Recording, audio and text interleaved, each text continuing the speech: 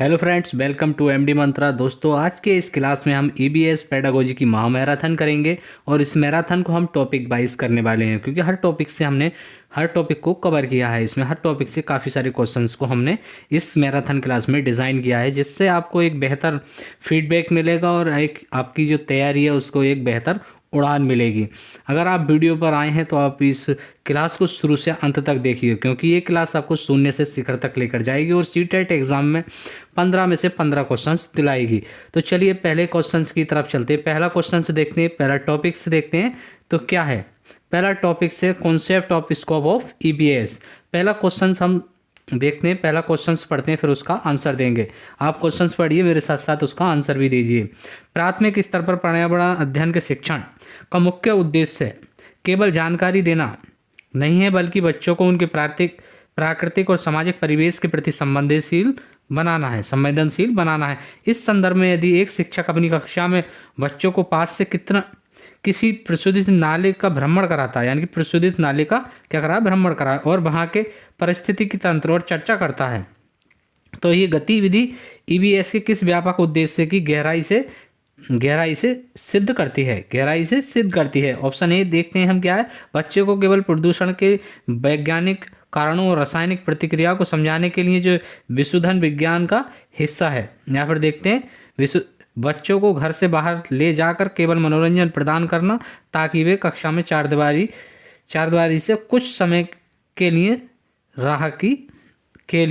राहत पा सकें। ऑप्शन नंबर सी देखेंगे। अवलोकन, ऑब्जर्वेशन और वर्गीकरण, डेटा संग्रह के माध्यम से बच्चों को आलोचनात्मक सोच विकसित करना, ताकि वे अपने परिवेश और समाधानों के प्रति सक्रिय नागरिक बन सकें। तो ऑप्शन नंबर सी हमारा बिल्कुल सही हो जाएगा। चलिए नेक्स्ट क्वेश्चंस की तरफ चलते हैं। क्वेश्चंस नंबर 2 काफ़ी लेंथी क्वेश्चंस रखें, क्योंकि सीटेट के बदलते पैटर्न के साथ साथ इसी तरह के क्वेश्चन सब सीटेट एग्जाम में पूछे जाते हैं। एकीकृत और पर्यावरण अध्ययन के इंटीग्रेटेड ईबीएस की अवधारणा के पीछे मुख्य शैक्षणिक तर्क यह है कि प्राथमिक स्तर पर बच्चा अपने परिवेश को टुकड़ों में नहीं, बल्कि एक समग्र होलिस्टिक रूप से देखता है। निम्नलिखित में से कौन सा उदाहरण एकीकृत दृष्टिकोण को कक्षा में सबसे प्रभावी ढंग से लागू करने का प्रतिनिधित्व करता है। एक क्लास पीरियड में केवल सामाजिक विज्ञान के मुद्दों पर चर्चा करना और दूसरे क्लास केवल शुद्ध विज्ञान के प्रयोगों को पढ़ाना। या फिर भोजन थीम को पढ़ाते समय एक शिक्षक द्वारा पौधे के वैज्ञानिक भाग और सामाजिक महत्व, खेती के तरीके और भोजन की बर्बादी की जैसे सांस्कृतिक मुद्दों पर एक साथ जोड़कर इसे प्रस्तुत करना चाहिए। तो ऑप्शन नंबर बी हमारा सही हो जाएगा। चलिए नेक्स्ट क्वेश्चंस की तरफ चलते हैं। क्वेश्चन नंबर 3 काफ़ी प्यारा क्वेश्चन है। कक्षा 1 और 2 के स्तर पर पर्यावरण अध्ययन के लिए कोई अलग पाठ्यपुस्तक नहीं है। राष्ट्रीय पाठ्यचर्या रूपरेखा एनसीएफ के अनुसार इस आयु वर्ग के बच्चों के लिए ईबीएस को भाषा और गणित माध्यम से पढ़ाया जाना प्रस्तावित है। इस दृष्टिकोण का सबसे तार्किक और शैक्षणिक कारण क्या हो सकता है? क्योंकि इस छोटी आयु में बच्चे पर्यावरण जैसे कठिन विषय को समझने के लिए मानसिक रूप से परिपक्व नहीं है, या फिर स्कूल बैग के बोझ को कम करना मुख्य उद्देश्य है, चाहे बच्चा पर्यावरण के बारे में कुछ सीखे या न सीखे। या फिर ऑप्शन नंबर 3 देखते हैं। सीखने का भार कम करना और पर्यावरण को बच्चे को बुनियादी भाषाई और तार्किक समझ के साथ स्वाभाविक रूप से जोड़ना, ताकि वे संदर्भ के अनुसार सीख सकें। तो ऑप्शन नंबर सी हमारा बिल्कुल सही हो जाएगा। दोस्तों, आपको ये क्लास पसंद आ रही हो तो इसे लाइक करके, और हमारे चैनल पर अगर आप नए हैं तो इसको सब्सक्राइब कर लेना, क्योंकि हम टीचिंग एग्जाम से रिलेटेड अपने इस यूट्यूब चैनल पर तैयारी कराते हैं। क्योंकि अभी हम सीटेट की तैयारी करा रहे हैं, इसके बाद में यूपीटेट का नोटिफिकेशन आया हुआ है। हम यूपीटेट की फ्री में बिल्कुल यूट्यूब पर तैयारी कराएंगे। चलिए नेक्स्ट क्वेश्चन देखिए। पर्यावरण अध्ययन का क्षेत्र स्कोप ऑफ ईबीएस केवल जीव जंतु और पेड़ों तक सीमित नहीं, बल्कि यह सामाजिक मूल्यों और न्याय से भी जुड़ा है। यदि एक शिक्षिका कक्षा में चर्चा करती है कि कचरा बीनने वाले बच्चों को स्कूल जाने का अवसर क्यों नहीं मिलता, तो वह ईबीएस के किस क्षेत्र को संबोधित करने का प्रयास कर रही है। यह विशुद्ध रूप से राजनीति विज्ञान का विषय है और इसे प्राथमिक स्तर पर ईबीएस के दायरे से बाहर रखा जाना चाहिए। यह केवल बच्चों की सहानुभूति प्राप्त करना चाहती है, ताकि बच्चे में अनुशासन बना रहे। यह बच्चों को ये बताना चाहती है कि गरीबी एक ईश्वरीय देन है और ये केवल बदला नहीं जा सकता, जो एक सामाजिक तथ्य है। वह पर्यावरण जो सामाजिक संस्कृति के आयाम, सोशल कल्चरल डायमेंशन को संबोधित कर रही है और जो समानता, न्याय और मानवीय गरिमा के मूल्यों के प्रति संवेदनशीलता विकसित करने का हिस्सा है। तो ऑप्शन नंबर डी बिल्कुल सही हो जाएगा। चलिए नेक्स्ट क्वेश्चन की तरफ चलते हैं। Question number 5। क्वेश्चन 5 का एक शिक्षक चाहता है कि उसके छात्र पानी के संरक्षण के प्रति जागरूक हों। उसने छात्रों को अपने पड़ोस में रहने वाले 5 परिवारों को सर्वे करने और उनके दैनिक जीवन में पानी के उपयोग का डाटा इकट्ठा करने को कहा। डाटा इकट्ठा करने को है। ये गतिविधि ईवीएस शिक्षण अधिगम के दृष्टिकोण इनके अप्रोच का सबसे उपयुक्त उदाहरण है। ये अनुभवात्मक अधिगम, एक्सपीरियंशियल लर्निंग और समस्या समाधान दृष्टिकोण, जहां बच्चा वह सक्रिय रूप से वास्तविक जीवन की स्थितियों से जुड़कर ज्ञान का निर्माण करता है। तो ऑप्शन नंबर ए ही हमारा बिल्कुल सही हो जाएगा। चलिए नेक्स्ट क्वेश्चन की तरफ चलते हैं। Question number 6। क्वेश्चन नंबर 6 या पर्यावरण अध्ययन की पाठ्यपुस्तकों के किस्से, कहानियां, कविताओं को शामिल करने का मुख्य उद्देश्य क्या है, जबकि वह विषय विज्ञान और भूगोल जैसा प्रतीत होता है। इस पर विचार करते हुए सबसे ठोस शैक्षणिक तर्क चुनाव करें। विषय वस्तु जो कठिन बनाना, ताकि बच्चे कहानी और पात्रों के नाम याद करने में अपनी ऊर्जा लगाएं। वह शिक्षकों को कक्षा में आराम देना, क्योंकि कहानियां सुनना विषय पढ़ाने की तुलना में बहुत सरल कार्य है। अवधारणाओं को रोचक बनाना और बच्चों के विषय के साथ भावात्मक रूप से जोड़ना, ताकि वे पात्रों के माध्यम से पर्यावरण की चुनौतियों को अपने संदर्भ में महसूस कर सके। तो ऑप्शन नंबर सी बिल्कुल सही हो जाएगा। चलिए टॉपिक नंबर 2 देखते हैं। टॉपिक नंबर 2 क्या हमारा, इंटीग्रेटेड ईवीएस, यानी कि सिग्निफिकेंस ऑफ ईवीएस। इसका हम पहला क्वेश्चन पढ़ते हैं। राष्ट्रीय पाठ्यचर्या रूपरेखा एनसीएफ के अनुसार प्राथमिक स्तर पर पर्यावरण अध्ययन का एक एकीकृत इंटीग्रेटेड विषय के रूप में पढ़ाया जाता है। इस एकीकरण का सबसे प्रमुख उद्देश्य क्या है, और यह प्राथमिक स्तर पर शिक्षार्थी की संज्ञानात्मक कॉग्निटिव विशेषता के साथ कैसे मेल खाता है। तो ये पाठ्यक्रम के भार केवल कम करना, ताकि वे बच्चे कम किताबें स्कूल लाएं, क्योंकि छोटे बच्चे भारी बैग उठाने में सक्षम नहीं हैं, या फिर विज्ञान और सामाजिक विज्ञान अलग अलग पढ़ाना कठिन है, इसलिए उन्हें बस एक साथ मिला दिया ताकि शिक्षकों का समय बच सके। बच्चे अपने परिवेश को अलग अलग विषयों जैसे विज्ञान, भूगोल के खंडों में नहीं, बल्कि एक समग्र इकाई के रूप में सीखते हैं, देखते हैं। इसलिए ये दृष्टिकोण स्वाभाविक सीखने के तरीक़ा का अनुकूल करता है। तो ऑप्शन नंबर सी बिल्कुल सही हो जाएगा। चलिए नेक्स्ट क्वेश्चन की तरफ चलते हैं। Question number 2। क्वेश्चन नंबर 2 क्या कहता है, एक शिक्षिका पौधे विषय पढ़ाते समय बच्चों को उनके द्वारा खाए जाने वाले विभिन्न पौधों के भागों का वर्गीकरण करने उन पौधों से जुड़ी स्थानीय लोक कथाओं को सुनने और चर्चा करने कहती है। क्या कहती है, चर्चा करने कहती है कि कुछ इलाकों में कुछ खास पौधे ही क्यों उगते हैं। ये शिक्षण प्रक्रिया ईवीएस की किन आयामों को एकीकृत कर रही है, केवल वनस्पति विज्ञान और बागवानी तकनीकी के कौशल को, जिनका सामाजिक परिवेश से कोई संबंध नहीं है, या फिर ऑप्शन नंबर बी, ये केवल भाषा और कला का एकीकरण है, क्योंकि इनके लोक कथाओं का उपयोग किया गया है जो विज्ञान की शिक्षा में बाधक है। ऑप्शन नंबर सी, विज्ञान, पौधों के भाग, सामाजिक सांस्कृतिक मुद्दे, लोक कथाएं, भूगोल, परिस्थितिकी जो पर्यावरण अध्ययन के बहुविषयक यानी कि मल्टीडिसिप्लिनरी स्वरूप को दर्शाता है। तो ऑप्शन नंबर सी हमारा बिल्कुल सही हो जाएगा। चलिए नेक्स्ट क्वेश्चन की तरफ चलते हैं। Question number 3। क्वेश्चन 3 देखिए, पर्यावरण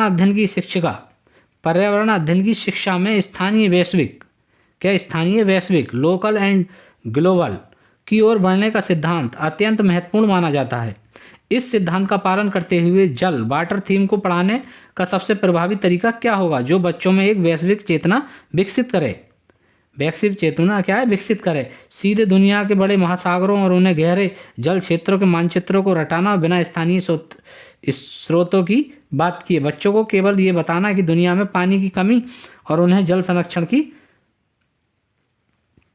परिभाषा लिखवाना। ऑप्शन नंबर सी क्या है, बच्चों को अपने घर और स्कूल में पानी के उपयोग और बर्बादी का अवलोकन करने के लिए प्रोत्साहित करना, और फिर उनके वैश्विक जल संकट और जलवायु परिवर्तन से जोड़ना। तो ऑप्शन नंबर सी बिल्कुल सही हो जाएगा। चलिए नेक्स्ट क्वेश्चन देखते हैं।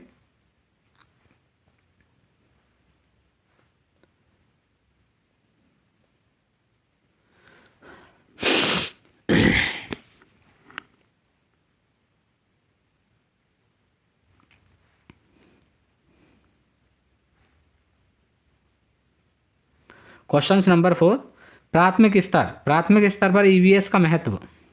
प्राथमिक स्तर पर ईवीएस का महत्व केवल तथ्यों में नहीं बल्कि प्रक्रिया, कौशल, प्रोसेस, स्किल्स विकसित करने में निम्नलिखित में से कौन सी गतिविधि बच्चों में अनुमान लगाने और प्रेडिक्टिंग और निष्कर्ष निकालने, इन्फेरिंग के उच्च स्तरीय कौशल का सबसे अधिक बढ़ावा देती है। पाठ्य पुस्तक में दिए गए चित्रों को देखकर उनके नाम अपनी कॉपी में साफ साफ लिखना।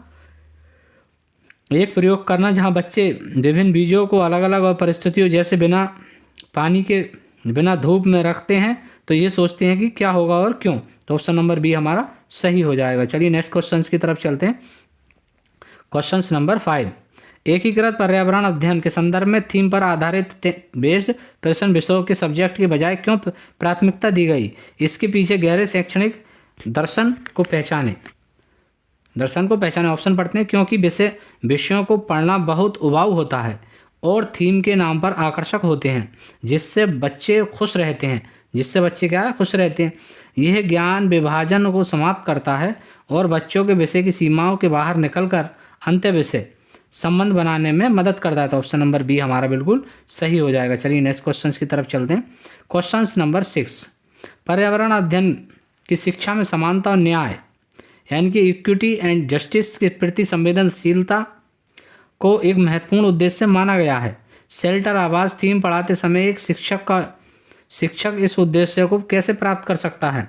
केवल दुनिया की सबसे ऊंची और महंगी इमारतों के चित्र दिखाकर उनकी स्थापत्य कला की प्रशंसा करके, या बच्चों को विभिन्न प्रकार के घर जैसे कच्चा घर, पक्का घर की परिभाषा, उनके निर्माण में लगने वाली सामग्री की सूची याद कराकर, या फिर विभिन्न प्रकार के घरों में उपलब्धता के पीछे सामाजिक आर्थिक कारणों को चर्चा करना, जैसे कि कुछ लोग बेघर क्यों या झुग्गी की बस्तियों में क्यों रहते हैं। तो ऑप्शन नंबर सी हमारा बिल्कुल सही हो जाएगा। चलिए नेक्स्ट क्वेश्चन की तरफ चलते हैं। Topic number 3, environmental studies and environmental education.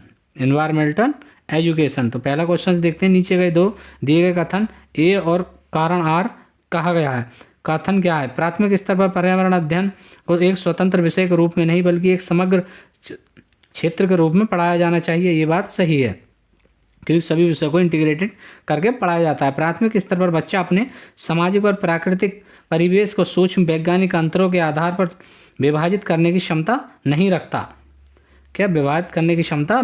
तो सही विकल्प क्या हो जाएंगे? ए और आर दोनों सही हैं। आर ए की सही व्याख्या करता है, तो ऑप्शन नंबर ए ही सही हो जाएगा। चलिए नेक्स्ट क्वेश्चन की तरफ चलते हैं। क्वेश्चन नंबर 2, पर्यावरणीय शिक्षा इन्वायरमेंटल एजुकेशन पर्यावरण अध्ययन ईवीएस के बीच के सूक्ष्म अंतर को समझते हुए प्राथमिक स्तर पर ईवीएस के पाठ्यक्रम के बारे में क्या कहना सबसे सटीक होगा? केवल ईवीएस पर्यावरण के बारे में ज्ञान देने तक सीमित है, जबकि पर्यावरणीय शिक्षा केवल उच्च शिक्षा का हिस्सा है, या फिर ईवीएस का उद्देश्य बच्चों के पर्यावरण वैज्ञानिक बनाना जबकि पर्यावरणीय शिक्षा का उद्देश्य केवल सामान्य ज्ञान बढ़ाना है? नहीं। ऑप्शन नंबर सी देखते हैं। ईवीएस का ये व्यापक मंच प्रदान करता है जहां बच्चे अपने परिवेश के साथ अंत्यक्रिया करता है, जो अंततः उसे पर्यावरणीय शिक्षा के मूल्यों, संरक्षण और संवेदनशील की ओर ले जाता है। ये बात सत्य है, तो ऑप्शन नंबर सी बिल्कुल सही हो जाएगा। चलिए नेक्स्ट क्वेश्चन की तरफ चलते हैं। क्वेश्चन नंबर 3, पर्यावरण के बारे में सीखना, लर्निंग अबाउट ऑफ एनवायरनमेंट। पर्यावरण के लिए सीखना, लर्निंग एंड एनवायरनमेंट दो अलग अलग अवधारणाओं। एक शिक्षक अपनी कक्षा में बच्चों को पास के पार्क में ले जाकर पौधे की छटाई और सफाई में मदद करने को कहता है। ये गतिविधि के रूप में किस ओर संकेत करती है? कि ये केवल पर्यावरण के बारे में सीखना हो क्योंकि बच्चों को पौधों के नाम जान रहे हैं, या फिर पर्यावरण के लिए सीखना हो क्योंकि इनमें बच्चों पर्यावरण के संरक्षण के प्रति सक्रिय भागीदारी और जिम्मेदारी का भाव विकसित हो रहा है? सही बात है, तो ऑप्शन नंबर बी हमारा सही हो जाएगा। चलिए नेक्स्ट क्वेश्चन की तरफ चलते हैं। क्वेश्चन नंबर 4 बहुत ही प्यारा क्वेश्चन है, देखते हैं। पर्यावरणीय शिक्षा का उद्देश्य बच्चों में पर्यावरण के प्रति जागरूकता, ज्ञान, कौशल और सकारात्मक दृष्टिकोण विकसित करना है। जी हाँ, ये बात सही है। प्राथमिक स्तर पर ईवीएस केवल प्राकृतिक पर्यावरणों के घटकों हवा, पानी, मिट्टी तक ही सीमित होना चाहिए, नहीं, ये आगे तक होना चाहिए। सारी चीज़ों के लिए सीमित नहीं होना चाहिए, सारी चीज़ों के लिए होना चाहिए। तो हम देखते हैं ये फर्स्ट हमारा क्या है, सही है, और सेकंड क्या है हमारा गलत है। तो ए केवल एक सही है, केवल एक सेकंड सही है, ए और दोनों सही है, लेकिन तो केवल एक सही है, क्योंकि ईवीएस की प्राथमिक सांस्कृतिक संस्कृति परिवेश अनिवार्य रूप से शामिल है। तो ऑप्शन नंबर डी हमारा बिल्कुल सही हो जाएगा। चलिए नेक्स्ट क्वेश्चन देखते हैं। क्वेश्चन नंबर 5, पर्यावरण अध्ययन की शिक्षा के मूल्यों को, वैल्यूज को समावेश तथ्यों फैक्ट्स की तुलना में अधिक महत्वपूर्ण है। कारण आर, तथ्यों को याद रखना भविष्य में तकनीकी रूप से सहायक हो सकता है, लेकिन पर्यावरण संरक्षण का संवेदनशीलता और सहानुभूतिपूर्ण व्यवहार अधिक आवश्यक है। ए और आर दोनों सही हैं, आर ए की सही व्याख्या करता है। तो ऑप्शन नंबर ए हमारा बिल्कुल सही हो जाएगा। चलिए नेक्स्ट क्वेश्चन की तरफ चलते हैं। नेक्स्ट क्वेश्चन क्या है? Question number 6। क्वेश्चन नंबर 6 क्या है? एक शिक्षिका चाहती है कि उसके छात्र ये समझें कि कैसे मनुष्य और पर्यावरण एक दूसरे पर निर्भर हैं। वह भोजन के मुद्दों पर चर्चा करते हुए अकाल, फेमाइन और किसानों की समस्याओं के बारे में बात करती है। बात करती है। ये दृष्टिकोण पर्यावरणीय शिक्षा के किस स्तंभ को मजबूती देता है? केवल आर्थिक लाभ के बारे में सोचना, केवल वैज्ञानिक खोजों के बारे में जानकारी देना, सतत विकास, सस्टेनेबल डेवलपमेंट और अंतर संबंधों की समझ विकसित करना, जो पर्यावरणीय शिक्षा का एक मुख्य लक्ष्य है। तो ऑप्शन नंबर सी बिल्कुल सही हो जाएगा। चलिए नेक्स्ट क्वेश्चंस की तरफ चलते हैं। Question number 4। क्वेश्चन 4 क्या है? कथन, पर्यावरण अध्ययन के शिक्षण में खोज अधिगम, डिस्कवरी लर्निंग का व्याख्यान विधि से अधिक प्राथमिकता दी जानी चाहिए। ये बात सही है। ये बात क्या है? सही है। प्राथमिक स्तर पर बच्चों के संज्ञानात्मक क्षमताएं अभी विकसित हो रही हैं और वे अमूर्त सिद्धांतों की तुलना में मूर्त अनुभवों, कॉन्क्रीट एक्सपीरियंस से अधिक प्रभावी ढंग से सीखते हैं। ये बात भी सत्य है। तो ए और आर दोनों सही हैं, आर ए की सही व्याख्या करता है। तो ऑप्शन नंबर ए बिल्कुल सही हो जाएगा। चलिए नेक्स्ट क्वेश्चन की तरफ चलते हैं। Question number 2। क्वेश्चन नंबर 2 क्या है? एक ईवीएस शिक्षिका अपनी कक्षा में बीजों के अंकुरण पढ़ाते समय बच्चों को अलग अलग समूहों में बांटती है और उन्हें स्वयं बीज बोने, उनमें पानी देने और दैनिक बदलावों को नोट करने के लिए कहती है। वाइगोस्की ने सामाजिक सांस्कृतिक सिद्धांत के अनुसार यहाँ शिक्षक की सबसे महत्वपूर्ण भूमिका क्या होनी चाहिए? बच्चों को पूरी तरह से स्वतंत्र छोड़ देना और उनके कार्यों में किसी प्रकार का हस्तक्षेप ना करना, या फिर बच्चों द्वारा की गई गलतियाँ उन्हें अंक देना और सही उत्तर ब्लैक बोर्ड पर लिख देना, या पाड़ या ढांचा स्कैप होल्डिंग प्रदान करना, जहां शिक्षक बच्चों की चर्चाओं को दिशा दे और जहां वे अटकें वहीं उनकी मदद करे। ये बात सत्य है। तो ऑप्शन नंबर बी बिल्कुल सही, सी बिल्कुल सही हो जाएगा। चलिए नेक्स्ट क्वेश्चन की तरफ चलते हैं। क्वेश्चन नंबर 3, जीन पियाजे के संज्ञानात्मक विकास के सिद्धांत के संदर्भ में प्राथमिक स्तर पर कक्षा 3-5 के बच्चे मूर्त संक्रियात्मक अवस्था कॉन्क्रीट ऑपरेशनल स्टेज में होते हैं। इस तथ्य को ध्यान में रखते हुए ईबीएस के एक शिक्षक को नक्शा पढ़ना, मैप रीडिंग सिखाते समय किस रणनीति का उपयोग करना चाहिए? बच्चों को पहले उनके स्वयं के कमरे या स्कूल को परिचित स्थान पर रेखा चित्र बनाने को कहना, जो उनके वास्तविक अनुभव से जुड़ा हो। तो ऑप्शन नंबर ए ही हमारा सही हो जाएगा। चलिए नेक्स्ट क्वेश्चन की तरफ चलते हैं। Question number 4। क्वेश्चन 4 का अधिगम के सिद्धांत अज्ञात से अज्ञात की ओर, नाउ टू अननोन का पालन करते हुए यदि आप बच्चों को आवास शेल्टर के बारे में पढ़ाना चाहते हैं तो सबसे तार्किक शिक्षण क्रम क्या होगा? ध्रुवीय क्षेत्रों में इग्लू के बारे में बताना, अंतरिक्ष स्टेशन के बारे में बताना, स्वयं के घर के बारे में बताना। ऑप्शन नंबर बी देखते हैं। बच्चों के स्वयं के घरों और आपस के घरों पर चर्चा करना, विभिन्न भौगोलिक घरों के बारे में बताना और आवास की आवश्यकता के पीछे वैज्ञानिक कारणों पर चर्चा करना। ये हमारा ऑप्शन बिल्कुल सही हो जाएगा। तो ऑप्शन नंबर बी बिल्कुल हमारा सही है। चलिए नेक्स्ट क्वेश्चन की तरफ चलते हैं। नेक्स्ट क्वेश्चन क्या है हमारा, देखते हैं। नेक्स्ट क्वेश्चन से 5 कथन और कारण वाला क्वेश्चन है। बहुत ही प्यारा क्वेश्चन है दोस्तों। अगर आप क्लास को देख रहे हैं तो मैं आपसे ये कहूँगा कि आपने अभी तक क्लास को लाइक नहीं किया है, क्लास को लाइक करके और हमारे चैनल को सब्सक्राइब कर लेना, क्योंकि हम इसी तरह के मोस्ट वैल्यूएबल कंटेंट अपने यूट्यूब चैनल पर लेकर आते रहते हैं। चलिए देखते हैं पहला क्वेश्चन। पर्यावरण अध्ययन में सर्वेक्षण और साक्षात्कार जैसी गतिविधियां बच्चों के संचार और कौशल सामाजिक गुणों का विकास करती है। क्या है? विकास करती है, ये बात सत्य है।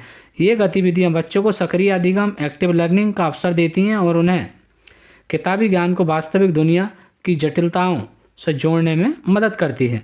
क्या जटिलताओं में जोड़ने में क्या है? मदद करती हैं। ए और आर दोनों सही हैं। आर ए की सही व्याख्या करता है, तो ऑप्शन नंबर ए ही हमारा सही हो जाएगा। चलिए नेक्स्ट क्वेश्चंस की तरफ चलते हैं। नेक्स्ट क्वेश्चंस देखते हैं। नेक्स्ट क्वेश्चंस क्या है? नेक्स्ट क्वेश्चन 6 क्वेश्चन है। जोरेम ब्रूनर के सर्पिल कैरिकुलम के सिद्धांत के अनुसार ईबीएस पाठ्यक्रम को इस प्रकार व्यवस्थित किया जाना चाहिए कि एक बार जो विषय पढ़ा दिया जाए उसे अगली कक्षा में दोबारा ना दोहराया जाए, ताकि एक नया ज्ञान मिल सके, या फिर उन्हें केवल उन्हीं विषयों को पढ़ाया जाए जो बच्चों को परीक्षा की दृष्टि से सबसे कठिन हो। बुनियादी अवधारणाओं जैसे पानी, भोजन और हर स्तर पर दोहराया जाए कि लेकिन हर बार उनकी गहराई और जटिलता को बढ़ाया जाए, तो ऑप्शन नंबर सी बिल्कुल सही हो जाएगा। चलिए नेक्स्ट क्वेश्चंस की तरफ चलते हैं। क्वेश्चंस नंबर 5 क्या कहता है? पर्यावरण अध्ययन की प्रकृति के बारे में निम्नलिखित कथनों पर विचार करें। ईबीएस विज्ञान के सिद्धांतों जैसे गुरुत्वाकर्षण या प्रकाश संश्लेषण को उनकी पूरी तकनीकी गहराई में पढ़ाने का मंच है। क्या है? पढ़ाने का मंच है। नहीं जी, गहराई में पढ़ाने का मंच नहीं है। ईबीएस सामाजिक विज्ञान के मुद्दों जैसे लिंग भेद, जाति और पर्यावरणीय संदर्भों के साथ जोड़कर समझने का प्रयास है। ये बात सत्य है। ये बात क्या है? सही है। प्राथमिक स्तर पर ईबीएस का दायरा विज्ञान और सामाजिक विज्ञान के बीच की सीमाओं को धुंधला यानी कि ब्लूरर करना, ताकि एक समग्र समझ बन सके। ये बात भी सत्य है। यानी कि पहला गलत, दूसरा और तीसरा सही है। पहला और दूसरा सही, केवल 1 और 3 सही, दूसरा और तीसरा सही हो, तो ऑप्शन नंबर सी बिल्कुल सही हो जाएगा। चलिए नेक्स्ट क्वेश्चंस की तरफ चलते हैं। क्वेश्चंस नंबर 2 क्या है? कथन। पर्यावरण अध्ययन के अंतर्गत भोजन थीम को पढ़ाते समय एक शिक्षक को केवल पोषक तत्वों के वैज्ञानिक नामों पर ध्यान केंद्रित करना चाहिए। कारण क्या है? प्राथमिक स्तर पर सामाजिक और सांस्कृतिक पहलुओं जैसे भोजन की उपलब्धता की बर्बादी को पढ़ाना बच्चों के लिए एक बोझिल हो सकता है। बोझिल क्या है? हो सकता है। वो कह रहा है ध्यान नाम वैज्ञानिकों नामों पर ध्यान केंद्रित करना चाहिए। नहीं, बोझिल हो सकता है। नहीं जी, बोझिल नहीं होगा। तो ए और आर दोनों गलत हैं। ए और आर दोनों सही, ए आर दोनों सही, ए सही आर गलत, ए और आर दोनों सही है, तो ऑप्शन नंबर डी हमारा बिल्कुल सही हो जाएगा। चलिए नेक्स्ट क्वेश्चन की तरफ चलते हैं। नेक्स्ट क्वेश्चन क्या है? एक शिक्षिका कक्षा 4 में नदी के प्रदूषण पर चर्चा कर रही है। वह बच्चों को नदी के पानी में ऑक्सीजन के स्तर, विज्ञान, नदी के किनारे बसे उद्योगों के इतिहास और सामाजिक विज्ञान के बाहर रहने वाले मछुआरों की आजीविका, अर्थशास्त्र और सामाजिक विज्ञान के बारे में बताती है। यह दृष्टिकोण ईबीएस के किस पहलू को पुष्ट करता है? यह बच्चों को यह बताने का प्रयास है कि वे भविष्य में कौन सा विषय विज्ञान या कला चुनना चाहेंगे, या फिर यह एक भ्रमित करने वाली विधि है क्योंकि एक ही पाठ में इतने सारे विषयों को मिलाना नहीं चाहिए। यह ईबीएस एक बहुविषयक मल्टी डिसिप्लिनरी स्वरूप को दर्शाता है, जहां एक ही पर्यावरणीय मुद्दे को विभिन्न दृष्टिकोणों से परखा जाता है, तो ऑप्शन नंबर सी बिल्कुल सही हो जाएगा। चलिए नेक्स्ट क्वेश्चंस की तरफ चलते हैं। क्वेश्चंस नंबर 4, विज्ञान और सामाजिक विज्ञान के एकीकरण के संदर्भ में निम्नलिखित में से कौन सा अधिगम अनुभव प्राथमिक स्तर पर सबसे अधिक उपयुक्त है? प्रयोगशाला में जाकर मिट्टी के रासायनिक संरचना पर जटिल परीक्षण जो केवल वैज्ञानिकों के लिए संभव है, या फिर स्कूल के पास एक खेत का दौरा करना और वहाँ की फसलों के उगने की प्रक्रिया का विज्ञान तथा किसानों के संघर्ष के पर कड़ी मेहनत के सामाजिक विज्ञान पर चर्चा करना, तो ऑप्शन नंबर बी हमारा बिल्कुल सही हो जाएगा। नेक्स्ट क्वेश्चन से देखते हैं। नेक्स्ट क्वेश्चन क्या? कथन। प्राथमिक स्तर पर आपदा प्रबंधन, डिजास्टर मैनेजमेंट जैसे विषयों को ईबीएस के दायरे में शामिल करना आवश्यक है। जी, ये बात सत्य है। कारण आपदा प्रबंधन केवल भूवैज्ञानिक जियोलॉजिकल घटनाओं का अध्ययन नहीं, बल्कि इसके सामाजिक, आर्थिक प्रभाव और सामुदायिक तैयारी भी महत्वपूर्ण पहलू है। ये बात सत्य है। ए और आर दोनों सही हैं। आर ए की सही व्याख्या है, तो ऑप्शन नंबर ए बिल्कुल सही हो जाएगा। चलिए नेक्स्ट क्वेश्चंस की तरफ चलते हैं। क्वेश्चंस नंबर 6, पर्यावरण अध्ययन में परिवार और मित्र थीम के अंतर्गत काम और खेल, वर्क एंड प्ले को शामिल किया गया है। क्या शामिल किया गया? ये उप थीम सामाजिक विज्ञान और विज्ञान को किस प्रकार जोड़ती है? ये केवल ये बताती है कि खेलने के से शरीर स्वस्थ रहता है, जो जीव विज्ञान का हिस्सा है। ये बच्चों के व्यावसायिक शिक्षा देने के लिए, ताकि बचपन से ही काम करना सीखें। ये खेलों के माध्यम से शारीरिक स्वास्थ्य विज्ञान और टीम वर्क, लैंगिक समानता और खेलों के नियमों और सामाजिक विज्ञान के मूल्यों को एकीकृत करती है। तो ऑप्शन नंबर सी हमारा बिल्कुल सही हो जाएगा। चलिए नेक्स्ट क्वेश्चन की तरफ चलते हैं। Topic number 6, approach of presenting concept. Presenting concept कथन क्या है? प्राथमिक स्तर पर पर्यावरण अध्ययन की अवधारणा को प्रस्तुत करने के लिए विषय आधारित सब्जेक्ट बेस्ड दृष्टिकोण के बजाय थीम आधारित दृष्टिकोण अपनाया गया है। तो ये बात सत्य है, क्योंकि ईवीएस में थीमें होती हैं। थीम आधारित दृष्टिकोण को बच्चों को अलग अलग विषयों के कृत्रिम सीमाओं को तोड़ने और ज्ञान को एक एकीकृत सार्थक संदर्भ में समझने में मदद करता है। तो ए और आर दोनों सही हैं, आर ए की सही व्याख्या करता है। तो ऑप्शन नंबर ए ही सही हो जाएगा। चलिए नेक्स्ट क्वेश्चन की तरफ चलते हैं। Next question 2। नेक्स्ट क्वेश्चन क्या कहता है? एक शिक्षक मिट्टी की अवधारणा को पढ़ाते समय सबसे पहले बच्चों को अनेक खेल के मैदान से मिट्टी इकट्ठा करने को कहता है, फिर उसकी बनावट और रंग चर्चा करता है, अंत में उसे पौधों की वृद्धि और मिट्टी के संरक्षण से जोड़ता है। यह शिक्षक की अवधारणा प्रस्तुतिकरण के दृष्टिकोण का पालन कर रहा है। वह मूर्त और अमूर्त की ओर, क्योंकि वे मिट्टी वैज्ञानिक गुणों से पहले बताया गया है। केवल सूचनात्मक दृष्टिकोण, केवल क्या? सूचनात्मक दृष्टिकोण, जहाँ केवल डेटा दे रहा है। आगमनात्मक दृष्टिकोण, इंडक्टिव अप्रोच, और मूर्त अमूर्त चामूर की ओर, जहाँ विशिष्ट अनुभवों की सामान्य सिद्धांतों की ओर बढ़ता है। तो ऑप्शन नंबर सी बिल्कुल सही हो जाएगा। चलिए नेक्स्ट क्वेश्चंस की तरफ चलते हैं। Questions number 2। क्वेश्चंस नंबर 2 क्या है? सर्पिल दृष्टिकोण अप्रोच के माध्यम से ईवीएस अवधारणाओं का सबसे बड़ा लाभ क्या है? जब हम कक्षा 3 से 5 तक के पाठ्यक्रम को देखते हैं, ये सुनिश्चित करता है कि एक बार पढ़ाया गया विषय दोबारा ना आए, ताकि वे नीचे बच्चे की नई चीज़ें सीखें। ये पाठ्यक्रम छोटा करता है, क्योंकि इसमें दोहराव और गुंजाइश नहीं होती। ये एक अवधारणा जैसे आवाज़ को हर साल बढ़ती हुई जटिलता और नियमों और नए अनुभवों के साथ प्रस्तुत करता है, जिससे बच्चों की समझ गहरी रेनफोर्स होती है। तो ऑप्शन नंबर सी बिल्कुल सही हो जाएगा। चलिए नेक्स्ट क्वेश्चन देखते हैं। Question number 4। पर्यावरण अध्ययन के अवधारणाओं को प्रस्तुत करते समय तकनीकी शब्दावली से बचना चाहिए। ये बात सत्य है। प्राथमिक स्तर पर बच्चे अमूर्त शब्दों की तुलना में उन चीज़ों को बेहतर समझते हैं जिन्हें वे देख, छू और अपने दैनिक जीवन में अनुभव कर सकते हैं। जी भाई, ये बात सत्य है। ए और आर दोनों सही हैं, आर ए की सही व्याख्या करता है। तो ऑप्शन नंबर ए ही हमारा सही हो जाएगा। चलिए क्वेश्चन नंबर 5 देखते हैं। क्वेश्चन नंबर 5 क्या है? एक शिक्षिका यात्रा यानी कि ट्रेवल थीम के अंतर्गत ईंधन की अवधारणा पढ़ाना चाहती है। वह कक्षा में ऑटो रिक्शा चालक को आमंत्रित करती है, बच्चों को उससे साक्षात्कार करने का मौका देती है, यानी कि मिलने का मौका देती है, बातचीत करने का मौका देती है। अवधारणा प्रस्तुतिकरण का ये संसाधन रिसोर्सेज बेस्ड दृष्टिकोण के किस लिए सबसे प्रभावी है? कक्षा में अनुशासन बनाए रखने के लिए, क्योंकि वे बाहरी व्यक्ति को देखकर बच्चे शांत रहते हैं।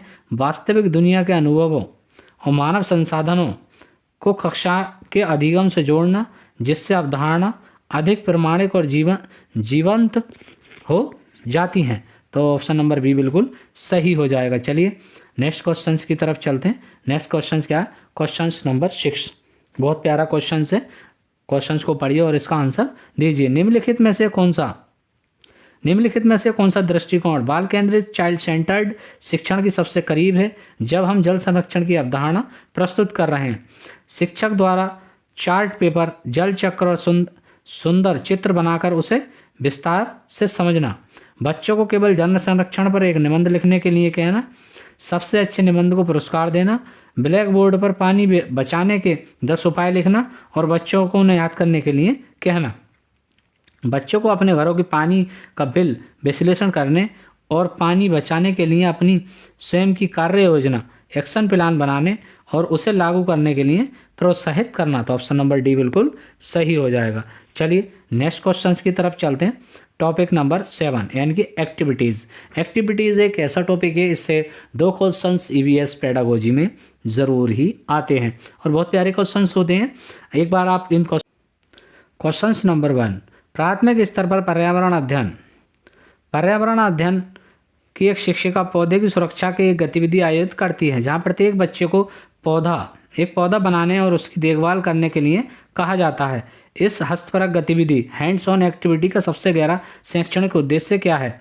बच्चों को माली के काम के बारे में तकनीकी जानकारी देना, ताकि इससे वे कौशल एक रूप सीख सकें, या फिर ये सुनिश्चित करना कि स्कूल का बगीचा हमेशा हरा भरा रहे और स्कूलों के संसाधनों की बचत हो। बच्चों में प्रकृति की भावनात्मक जुड़ाव और संवेदनशीलता सेंसिटिविटी विकसित करना, जिससे वे उत्तरदायित्व की भावना सीख सकें। तो ऑप्शन नंबर सी हमारा बिल्कुल सही हो जाएगा। चलिए नेक्स्ट क्वेश्चन की तरफ चलते हैं। क्वेश्चन नंबर 2 काफ़ी प्यारा क्वेश्चन है। कथन और कारण वाले काफ़ी क्वेश्चन सीटेट एग्जाम में आते हैं। ईवीएस गतिविधियों में केवल कक्षा के भीतर ही सीमित रखना चाहिए, ताकि अनुशासन बना नहीं जी, बाहर भी जोड़ा जाना चाहिए। तो ये ऑप्शन ये क्या है हमारा गलत हो जाएगा। बाहरी गतिविधियां बच्चों पर ध्यान भटकाती हैं और इससे पाठ्यक्रम का समय पूरा करने में बाधा आती है। ये भी गलत हो जाएगा। ए और आर दोनों गलत हैं, तो ऑप्शन डी में हमें ए और आर दोनों गलत है, तो ऑप्शन नंबर डी बिल्कुल सही हो जाएगा। चलिए नेक्स्ट क्वेश्चन देखते हैं। क्वेश्चन नंबर 3, एक शिक्षक छात्रों को कचरा प्रबंधन वेस्ट मैनेजमेंट सिखाने के लिए एक गतिविधि करता है, जिसमें स्कूल के कचरे के नीले और हरे कूड़ेदान में अलग अलग करते हैं। इस गतिविधि के माध्यम से शिक्षक किस प्रक्रिया कौशल प्रोसेस स्किल्स को सबसे अधिक बढ़ावा दे रहा है? केवल मापन मेजरमेंट कौशल को, क्योंकि बच्चे कचरे का वजन कर रहे हैं। वर्गीकरण क्लासिफिकेशन और अवलोकन ऑब्जर्वेशन कौशल को, जो वैज्ञानिक सोच का आधार है। तो ऑप्शन नंबर बी हमारा बिल्कुल सही हो जाएगा। चलिए नेक्स्ट क्वेश्चन देखते हैं। क्वेश्चन नंबर 4, पर्यावरण अध्ययन में नाटक या भूमिका निर्वहन रोल प्ले की गतिविधि को एक प्रभावी शिक्षण विधि क्यों माना जाता है? विशेष रूप से सामाजिक मुद्दों को पढ़ाते समय, क्योंकि इसमें बच्चों को अभिनय करने का मौका मिलता है, जिससे वे पढ़ाई से बच जाते हैं। यह केवल उन बच्चों के लिए उपयोगी है जो पढ़ाई में कमज़ोर हैं और खेल कूद में अच्छे। ये बच्चों को किसी दूसरे व्यक्ति की स्थिति को खुद में रखकर देखने, एम्पैथी और वास्तविक जीवन की परिस्थितियों को समझने के लिए मदद करता है। तो ऑप्शन नंबर सी हमारा बिल्कुल सही हो जाएगा। चलिए नेक्स्ट क्वेश्चन की तरफ चलते हैं। नेक्स्ट क्वेश्चन क्या? कथन ईवीएस गतिविधियों में ऐसी होनी चाहिए जो बच्चों को चुनौती दें और उनमें जिज्ञासा पैदा करें। ये बिल्कुल सही है। आर के कारण क्या है? चुनौतीपूर्ण गतिविधियों बच्चों के संज्ञानात्मक विकास कॉग्निटिव डेवलपमेंट को गति देती हैं, उन्हें रटने के बजाय सोचने पर मजबूर करती हैं। ये बात सत्य है। तो ए और आर दोनों सही हैं, तो ऑप्शन नंबर ए हमारा सही हो जाएगा। चलिए नेक्स्ट क्वेश्चन की तरफ चलते हैं। क्वेश्चन नंबर 6, एक शिक्षिका यात्रा थीम के दौरान बच्चे को अपने दादा दादी से पूछने के लिए कहती है कि उनके समय में परिवहन संसाधन आज से कैसे अलग थे। इस गतिविधि का मुख्य लाभ क्या है? बच्चों को पुराने वाहनों के केवल नाम याद कराना, दादा दादी को ये महसूस कराना कि वे शिक्षा की प्रक्रिया का हिस्सा हैं, बच्चों को ये समझने में मदद करना कि समय के साथ तकनीक और समाज कैसे बदल जाते हैं, और ऐतिहासिक परिप्रेक्ष्य। तो ऑप्शन नंबर सी बिल्कुल सही हो जाएगा। चलिए नेक्स्ट टॉपिक देखते हैं। टॉपिक नंबर क्या है हमारा? 8, एक्सपेरिमेंटन्स प्रैक्टिकल वर्क। कक्षा 5 के बच्चों को चीज़ें तैरती और डूबती क्यों हैं समझाने के लिए एक शिक्षक पानी के भरे बर्तन में नींबू, अंडा, पत्थर, प्लास्टिक की गेंद का प्रयोग करता है। इसलिए इस प्रयोग के दौरान शिक्षक द्वारा नमक मिलाकर अंडे को पानी में तैराने की प्रक्रिया का प्रमुख उद्देश्य क्या होना चाहिए? बच्चे को ये बताना कि नमक खाने का स्वास्थ्य पर क्या प्रभाव पड़ता है और जो महत्वपूर्ण जीवन कौशल है। ये सिद्धांत करना कि जादू के माध्यम से विज्ञान की अवधारणाओं को बदला जा सकता है। बच्चों को ये अनुभव कराना कि पानी का घनत्व डेंसिटी और में बदलाव आने से वस्तुओं के तैरने की क्षमता पर प्रभाव पड़ता है, जिससे उनकी आलोचनात्मक सोच विकसित होती है। क्या होती है? आलोचनात्मक सोच क्या है? विकसित होती है। तो ऑप्शन नंबर सी हमारा बिल्कुल सही हो जाएगा। चलिए नेक्स्ट क्वेश्चन की तरफ चलते हैं। नेक्स्ट क्वेश्चन 2, क्या कहता है क्वेश्चंस? कारण। कथन क्या है? कथन पढ़ेंगे, प्राथमिक स्तर पर पर्यावरण अध्ययन के प्रयोगों में नियंत्रित चरों कंट्रोल्ड वेरिएबल्स की जटिल गणनाओं को शामिल नहीं किया जाना चाहिए। ये बात सही है। इस स्तर पर बच्चों के सीखने की प्रक्रिया मुख्य रूप से प्रत्यक्ष अवलोकन, डायरेक्ट ऑब्जर्वेशन और व्यावहारिक अनुभव पर आधारित होती है, ना कि अमूर्त गणितीय सूत्रों पर। यह बात भी सत्य है। तो ए और आर दोनों सही हैं, आर ए की सही व्याख्या करता है, तो ऑप्शन नंबर ए ही हमारा बिल्कुल सत्य हो जाएगा। चलिए नेक्स्ट क्वेश्चन की तरफ चलते हैं। Question number 3। क्वेश्चन 3, एक शिक्षक चाहता है कि छात्र यह प्रयोग करें कि मिट्टी के प्रकार का पौधों की वृद्धि पर क्या असर होता है। छात्रों को 3 अलग अलग गमलों, रेतीली, चिकनी और दोमट मिट्टी में समान बीज बोने के लिए कहता है। इस प्रयोग का समान मात्रा में पानी देना और समान धूप में रखना क्यों आवश्यक है? ताकि बच्चों के अनुशासन को सिखाया जा सके। सभी पौधों के साथ समान व्यवहार होना चाहिए। प्रयोग की वैलिडिटी सुनिश्चित करने के लिए, ताकि ये पता चल सके कि वृद्धि में अंतर केवल मिट्टी के प्रकार के कारण होता है, चारों का नियंत्रण है। तो ऑप्शन नंबर बी बिल्कुल सही हो जाएगा। चलिए नेक्स्ट क्वेश्चन देखते हैं। क्वेश्चन नंबर 4, प्रयोग के दौरान त्रुटि एरर्स होने पर ईवीएस शिक्षक की सबसे उपयुक्त प्रक्रिया क्या होनी चाहिए? कि जैसे कि किसी बच्चे को बीज अंकुरित नहीं हुआ तो उस बच्चे को डांटना, उसे निर्देशित करना, पालन ठीक से नहीं किया और उसे कम अंक देना, या उस बच्चे को गमला फेंक देना और दूसरे बच्चों के परिणाम अपनी कॉपी में लिखने के लिए कहना, या बच्चों के साथ मिलकर उन कारणों को विश्लेषण करना, जैसे अधिक पानी, धूप की कमी, जैसे बीज अंकुरित नहीं हुआ, ताकि वह विफलता से सीखना समझ सके। तो ऑप्शन नंबर सी हमारा बिल्कुल सही हो जाएगा। चलिए नेक्स्ट क्वेश्चन की तरफ चलते हैं। क्वेश्चन नंबर 5, इसको पढ़ के हम इसका जवाब देखते हैं। कथन क्या है? कथन प्राथमिक स्तर पर सर्वेक्षण यानी कि सर्वे को भी एक प्रकार की सामाजिक प्रयोग या व्यावहारिक कार्य के रूप में देखा जाना चाहिए। कारण, सर्वेक्षण बच्चों की वास्तविक आंकड़े जुटाने और लोगों से बातचीत करने, निष्कर्ष निकालने का अवसर प्रदान करता है, जो व्यावहारिक अधिगम का हिस्सा है। ये बात दोनों सही है। तो ए और आर दोनों सही हैं, आर ए की सही व्याख्या करता है, तो ऑप्शन नंबर ए हमारा बिल्कुल सही हो जाएगा। चलिए नेक्स्ट क्वेश्चन की तरफ चलते हैं। क्वेश्चन नंबर 6, निम्नलिखित में से कौन सा गतिविधि ईंधन की बचत और विचार को पुष्ट करने के लिए सबसे प्रभावी व्यावहारिक कार्य प्रैक्टिकल वर्क हो सकती हैं? चार्ट पेपर, विभिन्न प्रकार के वाहनों के चित्र बनाना, या ईंधन के प्रकार को नाम याद करना, एक सप्ताह तक यह रिकॉर्ड रखना कि परिवार के सदस्य कितनी बार पैदल या साइकिल से पास की दुकान पर गए और कितनी बार मोटरसाइकिल, कार का उपयोग किया। तो ऑप्शन नंबर सी बिल्कुल सही हो जाएगा।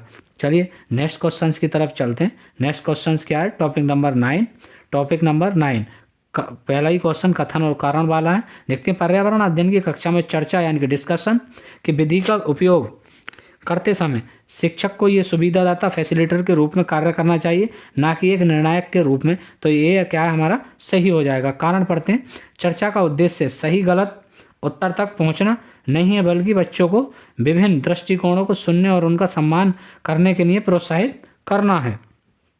ये भी सत्य है। ए और आर दोनों सही हैं, आर ए की सही व्याख्या है, तो ऑप्शन नंबर ए ही बिल्कुल सही हो जाएगा। चलिए नेक्स्ट क्वेश्चन से देखते हैं। क्वेश्चन नंबर 2, एक शिक्षिका को यात्रा थीम के अंतर्गत सड़क सुरक्षा कक्षा और चर्चा आयोजित करती है। चर्चा के दौरान एक छात्र कहता है कि मेरे पिताजी हेलमेट नहीं पहनते और वे कभी नहीं गिरे। इस स्थिति में शिक्षक को एक प्रभावी प्रतिक्रिया क्या होनी चाहिए? छात्र को सबके सामने डांटना और वह गलत उदाहरण पेश कर रहा है, छात्र की बात का अनसुना कर देना और अपनी किताब के नियमों को पढ़ना शुरू करना, अन्य छात्रों इस पर विचार करने के लिए कहना ना पहनने और क्या संभावित जोखिम हो सकते हैं, ताकि सामूहिक चिंतन से सुरक्षा महसूस का महत्व उभरे। तो ऑप्शन नंबर सी बिल्कुल सही हो जाएगा। चलिए नेक्स्ट क्वेश्चन से देखते हैं। क्वेश्चन नंबर 3, कक्षा 4 में भोजन की बर्बादी पर चर्चा करते समय कौन सी रणनीति बच्चों के व्यवहार में बदलाव लाने के लिए सबसे अधिक प्रभावी होगी?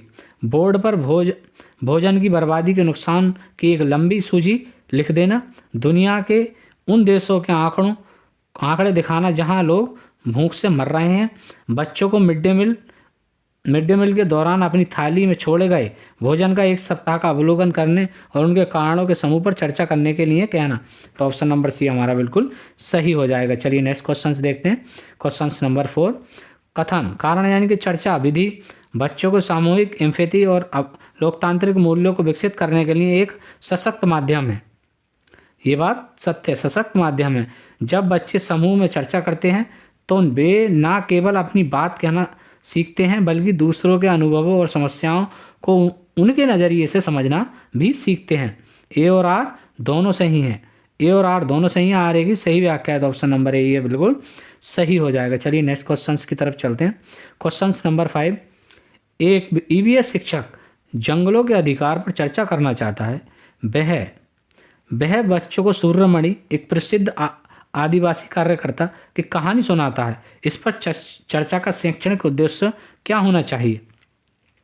बच्चों को केवल आदिवासियों के पहनावे और उनके गीतों की जानकारी देना, या फिर बच्चों को जल और जंगल जमीन के साथ स्थानीय समुदाय के गहरे अंतर संबंधों और उनके संघर्षों के प्रति संवेदनशील बनाना। तो ऑप्शन नंबर बी बिल्कुल सही हो जाएगा। चलिए नेक्स्ट क्वेश्चन देखते हैं। क्वेश्चन नंबर 6, निम्नलिखित में से कौन सा खोले अंत वाला प्रश्न ओपन एंडेड क्वेश्चन कक्षा में सबसे प्रभावी चर्चा शुरू कर सकता है? पृथ्वी कितने प्रतिशत ताज़ा पानी उपलब्ध है? चिपको आंदोलन की शुरुआत किस राज्य में हुई? यदि आपके शहर में सभी वाहन कल बंद हो जाएं तो आप अपने जीवन पर्यावरण पर इसका क्या प्रभाव पड़ेगा? ऑप्शन नंबर सी बिल्कुल सही हो जाएगा। चलिए नेक्स्ट क्वेश्चन देखते हैं। Topic number 10 set CCE continuous and comprehensive evolution. कथन वाला क्वेश्चन से कथन और कारण वाला। कथन पढ़ते हैं, पर्यावरण अध्ययन में मूल्यांकन के केवल सत्र के अंत में होने वाली योगात्मक समेटित परीक्षा तक सीमित नहीं होना चाहिए। ये बात सत्य है। CCE का मुख्य उद्देश्य बच्चे के सीखने की प्रक्रिया के दौरान ज्ञानात्मक, भावात्मक और मनोगत्यात्मक साइकोमोटर विकास का निरंतर आकलन करना है। ये बात भी सत्य है। ए और आर दोनों सही हैं। आर ए की सही व्याख्या है, तो ऑप्शन नंबर ए ही सही हो जाएगा। चलिए नेक्स्ट क्वेश्चन देखते हैं। Question number 2। क्वेश्चन नंबर 2 क्या है? एक ईवीएस शिक्षक बच्चों के समूह कार्य ग्रुप वर्क का मूल्यांकन करना चाहता है। सहकर्मी मूल्यांकन पीर असेसमेंट का उपयोग करते समय उससे किस बात का सबसे अधिक ध्यान रखना चाहिए?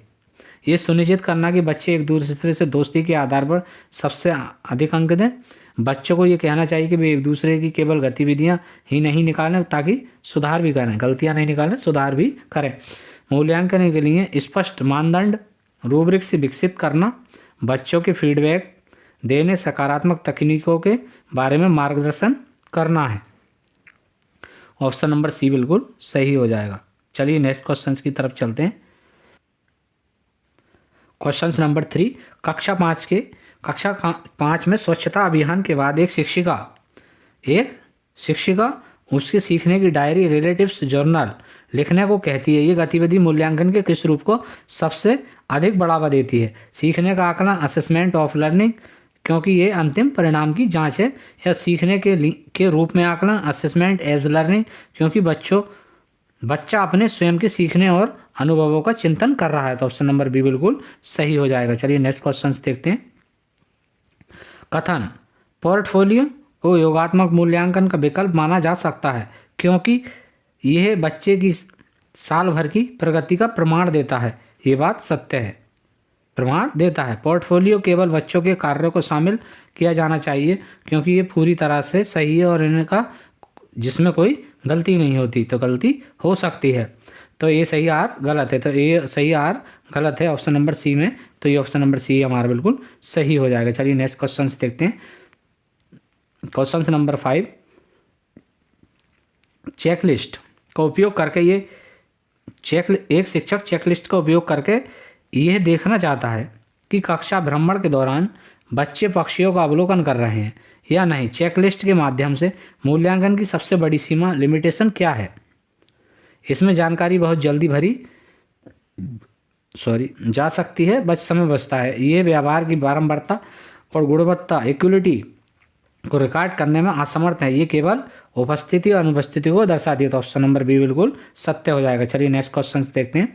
क्वेश्चन नंबर 6, निम्नलिखित में से कौन सा उपकरण टोल बच्चों के सामाजिक व्यक्तिगत गुणों सोशल पर्सनल क्वालिटीज जैसे सहयोग नेतृत्व का अनुशासनात्मक मूल्यांकन के सबसे अधिक उपयुक्त है?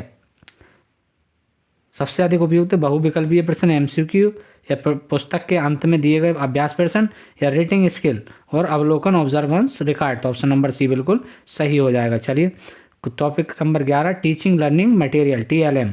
टीएलएम बहुत ही प्यारा टॉपिक है, इससे क्वेश्चन ईवीएस में जरूर ही पूछा जाता है। कक्षा 4 की एक शिक्षिका पौधे के विषय में विविधता समझाने के लिए स्कूल के बगीचे में उपलब्ध वास्तविक पत्तों टहनियों के बीजों के उपयोग करती है। पाठ्यपुस्तक में दिए गए स्थान पर इन पर वास्तविक पदार्थों को रियल ऑब्जेक्ट्स में के उपयोग को सबसे ठोस शैक्षणिक आधार क्या होगा? ये शिक्षक के समय की बचत करता है क्योंकि उसे कक्षा में चित्र बनाने या चार्ट लाने की आवश्यकता नहीं पड़ती, या फिर वास्तविक वस्तुओं के अंत्यक्रिया करने से बच्चों की इंद्रियां सक्रिय होती हैं और वे प्रत्यक्ष अनुभव के माध्यम से अवधारणा को अधिक गहराई से आत्मसात करते हैं। तो ऑप्शन नंबर बी बिल्कुल सही हो जाएगा। चलिए नेक्स्ट क्वेश्चन की तरफ चलते हैं।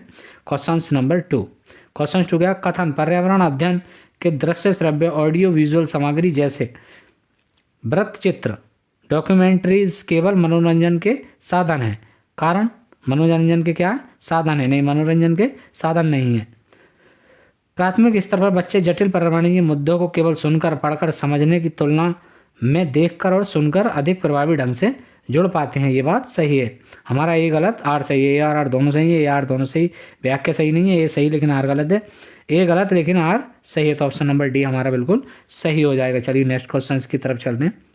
क्वेश्चन नंबर 3, एक समावेशी कक्षा में जहाँ दृष्टिबाधित विजुअली इम्पायर्ड छात्र भी शामिल हैं, मानचित्रण मैपिंग कौशल सिखाने के लिए एक शिक्षक को किस प्रकार की सहायक सामग्री को प्राथमिकता देनी चाहिए?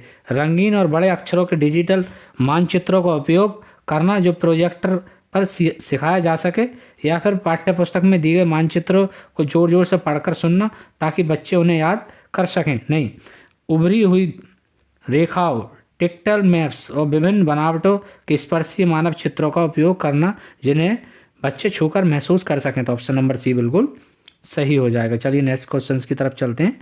नेक्स्ट क्वेश्चन क्या है?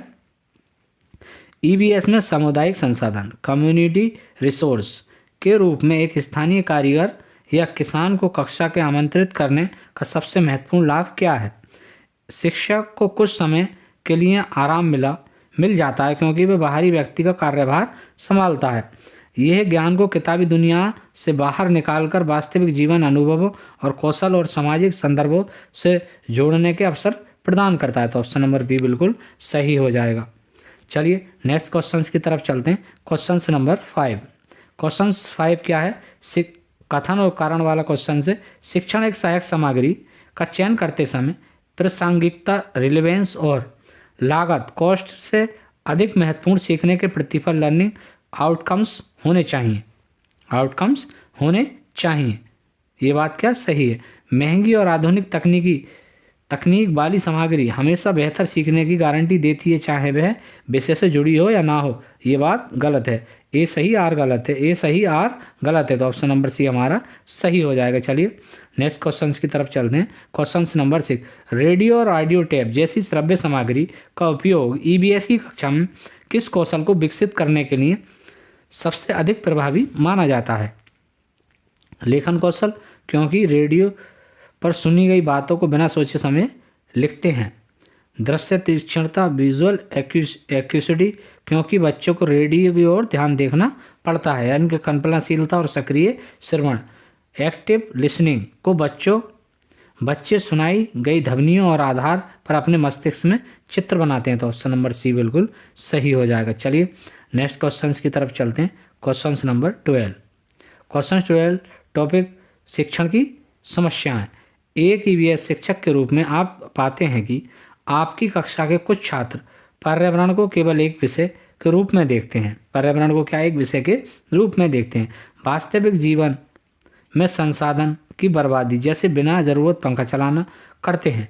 इस व्यवहारात्मक समस्या का मूल कारण समाधान क्या हो सकता है?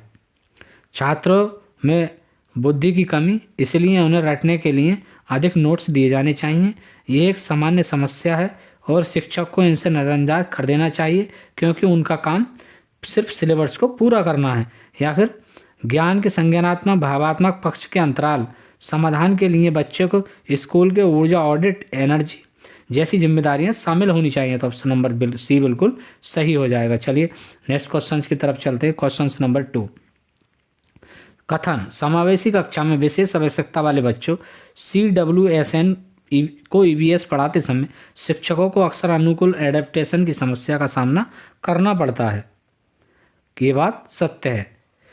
EVS एक ऐसा विषय है जिसे केवल सामान्य बुद्धि वाले बच्चे ही समझ सकते हैं, क्योंकि इसमें बहुत अधिक अवलोकन का प्रयोग शामिल होते हैं। नहीं, ऐसी बात नहीं है। तो ए और आर गलत है। ए और आर दोनों सही है, ए आर दोनों सही, वाक्य सही नहीं है। ए सही लेकिन आर गलत है। तो ऑप्शन नंबर सी हमारा सही हो जाएगा। चलिए नेक्स्ट क्वेश्चन देखते हैं। Question number 3। क्वेश्चन नंबर 3 क्या है? प्राथमिक स्तर पर पाठ्यक्रम पर भारी बोझ, हैवी कैरिकुलम लोड एक बड़ी समस्या मानी जाती है। NCF के अनुसार इस समस्या को हल करने के लिए EVS के शिक्षण का कौन सा बदलाव सबसे प्रभावी होगा? कुछ कठिन पाठों के सिलेबस की पूरी तरह से हटा देना ताकि बच्चे कम पढ़ें, बच्चों के घर में अधिक होमवर्क देना ताकि बच्चे केवल परीक्षा ली जा सके, अवधारणाओं को रटाने की बजाय समग्र, होलिस्टिक और थीम आधारित दृष्टिकोण को अपनाना जहां बच्चा अपने अनुभवों के ज्ञान का निर्माण करे। तो ऑप्शन नंबर सी हमारा बिल्कुल सही हो जाएगा। चलिए नेक्स्ट क्वेश्चन की तरफ चलते हैं। नेक्स्ट क्वेश्चन क्या है? एक शिक्षिका को लगता है कि लैंगिक रूढ़िवादिता, जेंडर स्टीरियोटाइपिंग उसके छात्रों की सोच को प्रभावित कर रही है। जहां लड़के बागवानी गतिविधियों में भाग लेने से मना कर रहे हैं, इस समस्या को हल करने के लिए सबसे उपयुक्त शैक्षणिक तरीका क्या होगा? लड़कों को जबरदस्ती बागवानी करने के लिए कहना और मना करने पर सजा देना, इस मुद्दे को छोड़ देना क्योंकि बच्चों को व्यक्तिगत विचार है, कक्षा में उन व्यक्तियों के उदाहरण देना जो उनसे बातचीत करवाना जिन्होंने जेंडर बाधा को तोड़ा, जैसे महिला, किसान या पुरुष माली, चर्चा पर आयोजित करना। तो ऑप्शन नंबर सी बिल्कुल सही हो जाएगा। चलिए नेक्स्ट क्वेश्चन की तरफ चलते हैं। क्वेश्चन नंबर 5, कथन और कारण वाला क्वेश्चन से काफ़ी प्यारा क्वेश्चन है। दोस्तों अगर आप हमारी क्लास से जुड़े हुए हैं तो अगर आपने अभी तक लाइक नहीं किया तो हमारी क्लास को लाइक करके हमारे चैनल को सब्सक्राइब कर देना और अपने दोस्तों में इस वीडियो को शेयर कर देना, क्योंकि ये क्लास आपके लिए बहुत ही सीटेट एग्जाम में यूज़फुल होने वाली है। कक्षा में बहुभाषी मल्टीलैंग्वेलिज्म पृष्ठभूमि के बच्चों का होना एक समस्या के बजाय एक संसाधन है। जी हाँ, विभिन्न भाषाओं के शब्दों का उपयोग करने से पर्यावरण की अवधारणाओं को बच्चों के स्थानीय परिवेश और संस्कृति से बेहतर ढंग से जोड़ा जा सकता है। ये बात भी सत्य है। ए और आर दोनों सही हैं। ए आर की सही व्याख्या करता है। चलिए लास्ट क्वेश्चंस की तरफ चलते हैं। यहाँ पर हमारे सारे क्वेश्चंस कंप्लीट हो जाएंगे। लास्ट क्वेश्चन क्या है? EVS शिक्षण में समय की कमी एक आम समस्या है, विशेष रूप से जब गलत गतिविधियों का प्रयोग करने हों। एक कुशल शिक्षक को इस समस्या का प्रबंधन कैसे कर सकता है? प्रयोगों और गतिविधियों को छोड़ देना और केवल महत्वपूर्ण प्रश्नों का उत्तर लिखवा देना, बच्चों को केवल शनिवार को ही गतिविधियां करने के लिए कहना, चाहे वे विषय से जुड़ी हों या ना हों, या फिर शिक्षण को एकीकृत दृष्टिकोण इंटीग्रेटेड अप्रोच का उपयोग करना जहां एक ही गतिविधि के माध्यम से भाषा, गणित और EVS की अवधारणाओं को सिखाया जा सके। तो ऑप्शन नंबर सी बिल्कुल सही हो जाएगा। जिसने भी इस हमारी क्लास में जितने भी लोग जुड़े हैं, जिन्होंने लाइक नहीं किया है अभी तक, वो लाइक करके हमारे चैनल को सब्सक्राइब कर लें, क्योंकि इसी तरह का कंटेंट हम अपने यूट्यूब चैनल पर लेकर आते रहते हैं MD मंत्रा ऑफिशियल पर। आज की इस क्लास में इतना ही, फिर मिलेंगे अगली वीडियो में। तब तक के लिए देखते रहिए MD मंत्रा ऑफिशियल।